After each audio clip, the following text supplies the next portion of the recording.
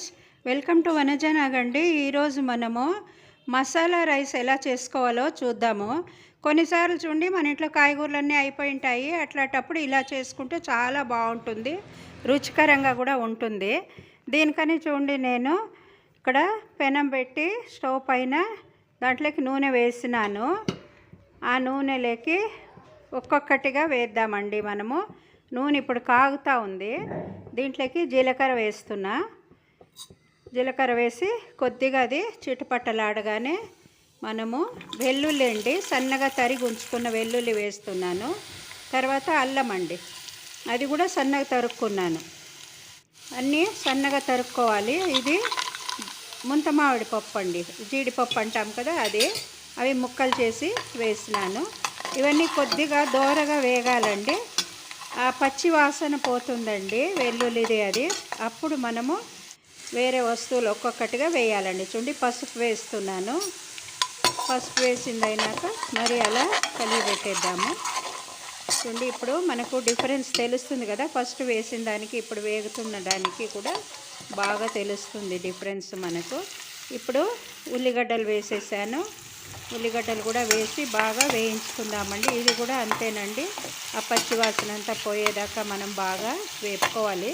చాలా ఈజీగా అయిపోతుంది. పైన మనకు తక్కువ ఇంగ్రీడియంట్స్తోనే చాలా రుచికరమైన ఫుడ్ దొరుకుతుందండి. చూడండి, ఇప్పుడు ఆ పచ్చి ఇవన్నీ కూడా తగ్గుతూ ఉంది. దీనికి పుదీనా వేసేద్దాము, కట్ చేసుకున్న పుదీనా. తర్వాత కొంచెం వేయించి ఇమ్మీడియట్గా కొత్తిమీర కూడా వేసేద్దాం మనము. కొత్తిమీర పుదీనా రెండు వేస్తే చాలా కమ్మగా ఉంటుందండి వాసన. ఇప్పుడు చూడండి, కొత్తిమీర వేసాను నేను. ఇవన్నీ బాగా అలాగా వేయించేసుకుందామండి. దాంట్లో నూనె ఎక్కువైనా బాగుండదండి, అలాగని తక్కువ ఉన్నా బాగుండదు, మీడియంగా చూసి వేసుకోవాలి. కొబ్బరి అండి, తురుముకున్న కొబ్బరికి కూడా వేసేసాను నేను. అన్నీ వేసి ఇప్పుడు దాంట్లో కలుపుదామండి మనము. ఇలా బాగా వేయించి ఇప్పుడు ధనియాల పొడి వేస్తున్నా, ఒక స్పూన్ అంతా. ఇది కొద్దిగా మరి వాడ్చుకుందాం దాంట్లోనే. మరి ఒట్టి కారపొడి వేద్దాము.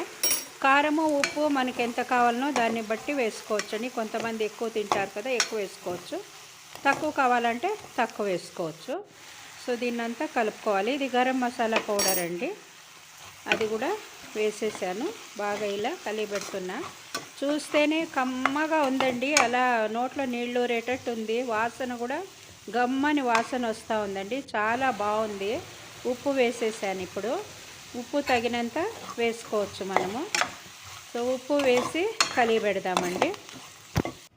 ఇప్పుడు ఉల్లిగడ్డ మసాలా కూర రెడీ అయిపోయింది. దీనికి అన్నం చేసి ఉంచుకున్నానండి నేను. చూడండి, పాత్రలో ఈ అన్నాన్ని కొద్దిగా తీసి దాంట్లోకి వేసి కలుపుకుందామండి.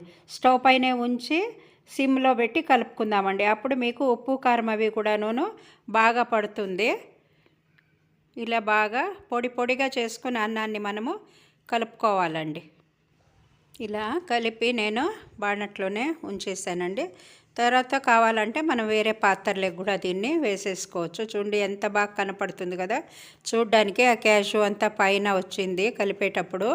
చాలా బాగుంటుందండి, టేస్ట్ కూడా చాలా బాగుంది, కమ్మగా ఉంటుందండి వాసన. ఎలా మనం వేరే కాయగూరలు లేవు కదా అని అనుకునేటట్టే ఉండదండి, అంత బాగుంటుందండి ఇది. దీనికి పెరుగు పచ్చడి కూడా చేసుకుని తినచ్చు, లేకపోతే ఇలా పెరుగు తర్వాత నిమ్మకాయ పెట్టుకుని తినచ్చండి. చాలా టేస్టీగా ఉంటుందండి. ఒకసారి మీరందరూ కూడా చేసి చూడండి, ఎలా వచ్చిందో కామెంట్ చేయండి, లైక్ చేసి షేర్ చేయండి. కొత్త వాళ్ళైతే సబ్స్క్రైబ్ చేయడం మర్చిపోకండి. సబ్స్క్రిప్షన్ అయినాక బెల్ ఐకాన్ నొక్కండి. ఇప్పుడు నేను చేసినవన్నీ కూడా వీడియోలో మీకు వస్తాయి. చూడండి, చూస్తుంటేనే ఎంత బాగుంది అనిపిస్తుంది కదండి, నోట్లో నీళ్ళు ఊరుతూ ఉంది. సో దీన్ని తిందాము మనము. ఇంట్లోనే హైజీన్గా చేసుకుని తిందామండి మనము. ఆరోగ్యకరమైన ఆహారము ఇంట్లో చేసుకుని తింటే మనకు చాలా మంచిదండి. బయట ఫుడ్డు, జంక్ ఫుడ్డు అవన్నీ తినే కంటే ఇది చాలా మంచిదండి. Thank you very much.